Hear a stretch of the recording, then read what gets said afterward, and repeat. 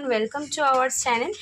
প্রথমে যেখানে আমি ক্যামেরাটা ফোকাস করেছি দেখেই বুঝে গেছেন আজকে রান্না করব কি। আজকে রান্না করব অনেকেরই চেনা পরিচিত রেসিপি, কচুর শাক। কচুর শাক দিয়ে চিংড়ি মাছের এই রেসিপিটা কিন্তু খেতে দারুণ লাগে, তাই ভাবলাম আপনাদের সঙ্গে রেসিপিটা একটু শেয়ার করি আর খাওয়াও হয়ে যাবে।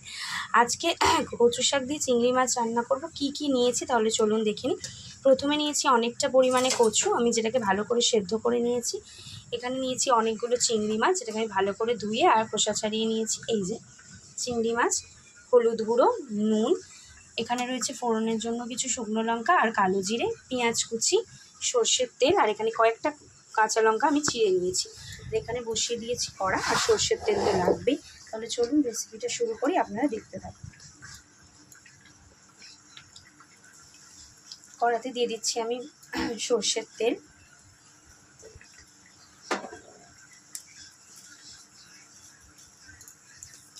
দুটো শুকনো লঙ্কা আর একটু কালো জিরে নিয়েছিলাম, সেটা দিয়ে দিলাম।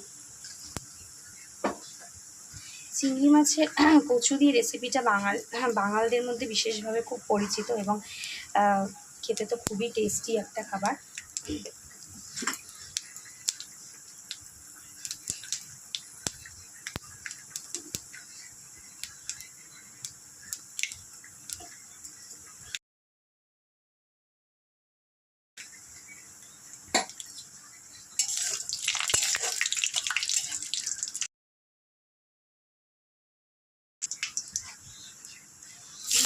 পেঁয়াজ কুচি,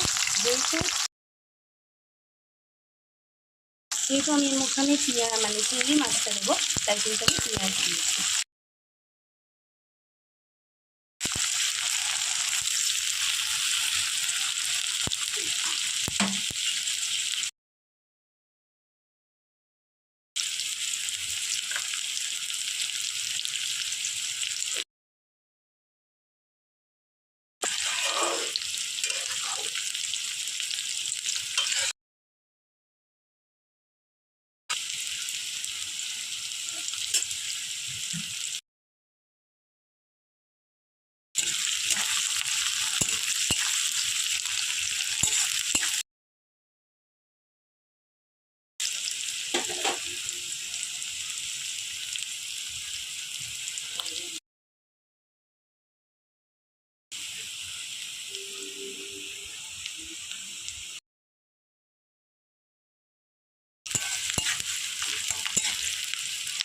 পেঁয়াজটাকে আমি ভালো করে একটু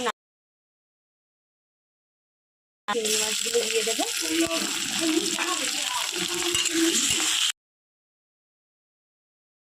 এটাকে নাড়ানাড়ি করে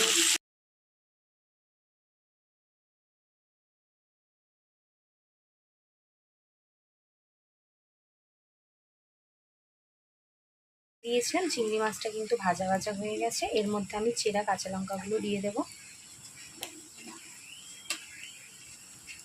আর যে ভাপিয়ে রেখেছিলাম কচুর শাকটা সেটাও এবার আমি আস্তে আস্তে দিয়ে দেবো।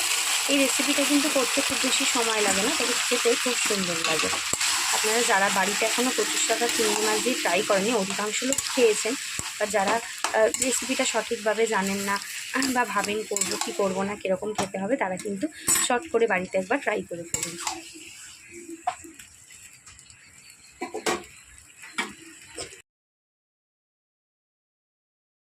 এর মধ্যে হলুদ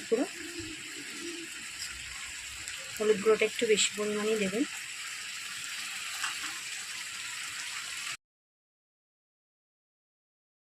দিয়ে দিচ্ছি সামান্য জিরে গুঁড়ো,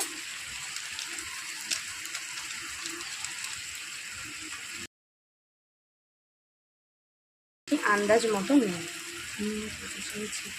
আর নুন যেহেতু কচুর শাকে ছিল, তাই নুনের পরিমাণটা কিন্তু অবশ্যই।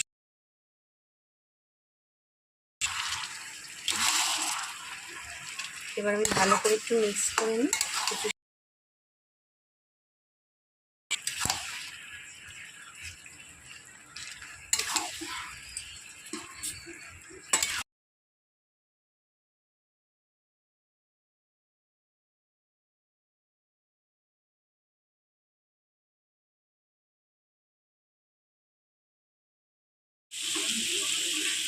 তাহলে আমাদের কচুর শাক কিন্তু মোটামুটি হলুদ দিয়ে আমি এইভাবে কিছুক্ষণ রেখে দিয়েছিলাম, যেটা হতো তো হয়ে মূলত এই অবস্থায় কিন্তু চলে এসেছে।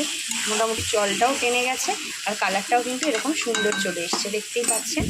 প্রচণ্ড ধোয়া, তাই জন্য আমার একটু এই হচ্ছে কালারটা, দারুণ কিন্তু লাগছে কালারটা।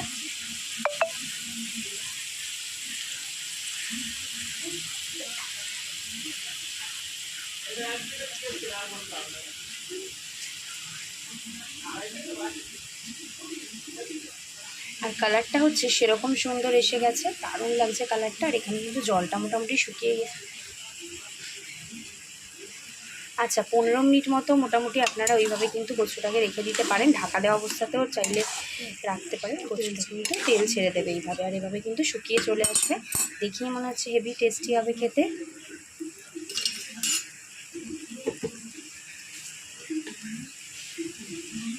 আচ্ছা এবার আমি একটু চিনি ছড়িয়ে দিই ওপর থেকে।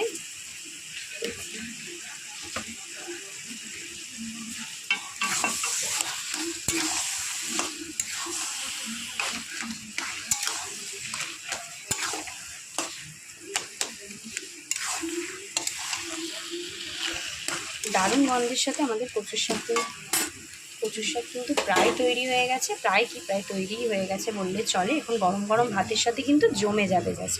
তাহলে এই রেসিপিটা কার কার ভালো লাগলো সেটা অবশ্যই কমেন্ট বক্সে জানাবেন, রেসিপিটা দেখবেন এবং লাইক করবেন।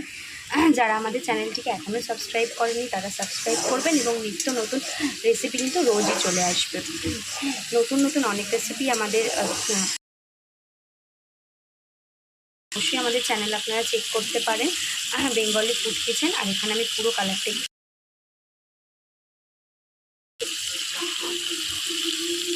এরকম ঘরোয়া রেসিপি দেখতে আপনারা করে হয়ে যায়, এবং খুব ঘরোয়া পদ্ধতিতে একেবারে বাঙালি রেসিপি আপনাদের সঙ্গে শেয়ার করতে। এই পর্যন্তই, তাহলে আর দেরি না করে চটপট কচুর শাক থাকলেই কিন্তু